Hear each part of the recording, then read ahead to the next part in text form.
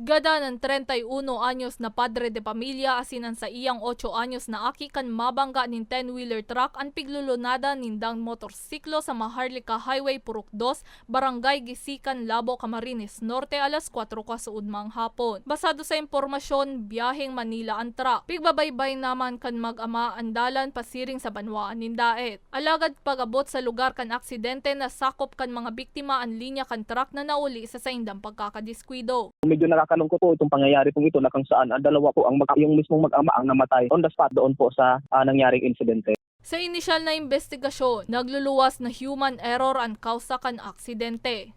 Kasakay yung anak, yung bata, doon sa mismong sa unahan ng motorcycle na kung saan posibleng nagalaw siguro ng bata yung manibela ng sasakyan na hindi na nakontrol ng kanyang ama, yung mismong nagmamaneho. Dai naman sinangatan pa kanabaya ang pamilya ang truck driver makalihis ang saindang naging pag-urolay. Inako naman kan kumpanya kan truck ang gastuson sa lamay asin pagpapalubong sa mga biktima.